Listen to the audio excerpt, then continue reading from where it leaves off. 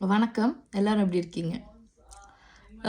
நாங்கள் வந்து ஒரு 1 வீக் 2 வீக்ஸ் பிஃபோர்ன்னு நினைக்கிறேன் ஒரு வீடியோ போட்டிருப்பேன். இந்த வெளிநாட்டில் இருந்தால் சொந்தக்காரங்க வந்து நச்சரித்து காசு வாங்குறாங்க அப்படின்னு சொல்லி ஒரு சப்ஜெக்டில் வந்து நான் அனுபவப்பட்டதை வச்சு நான் போட்டுனேன். சரியா?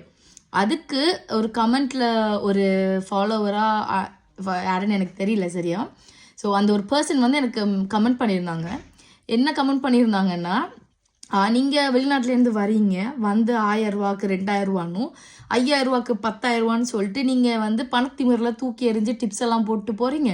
நீங்கள் போயிடுவீங்க. அதுக்கப்புறம் நாங்கள் தான் அதோட விளைவுகளை வந்து சந்திக்க வேண்டியதாக இருக்குது அப்படின்னு சொல்லி ஒருத்தர் போட்டிருந்தார். ஓகே, அவர் ஏதோ ஆதங்கத்தில் பேசியிருக்காரு, அண்டர்ஸ்டாண்ட்.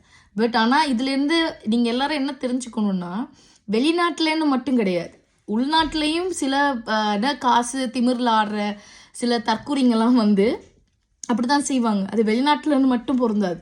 ஓகே, வெளிநாட்டோட எங்களோட கரன்சி டிஃப்ரெண்ட், ஸோ அதனால மணி வித்தியாசம் இருக்கும். அதுலேயும் சில பேரெல்லாம் ஆடுங்க தான், நாங்கள் இங்கே சம்பாதிக்கிறோம், பிஸ்னஸ் வச்சுருக்கோம், வந்து செலவு பண்ணால் என்ன அப்படின்னு. அதான் அவங்களோட காசு, அவங்க செலவு பண்ணுறாங்க, ஓகே, அது பிரச்சனை இல்லை.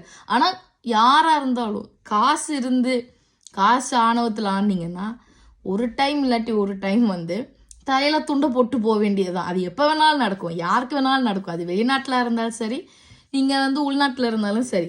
பணத்திமிரில் யார் ஆடினாலும் ஒரு நாள் அடங்கி எல்லாம் மூடி போய் நாம போட வேண்டியது தான். சரியா?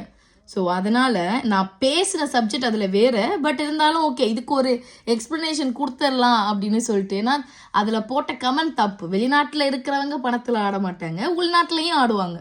அதுதான் பாயிண்ட்டு. சரியா? வரட்டா?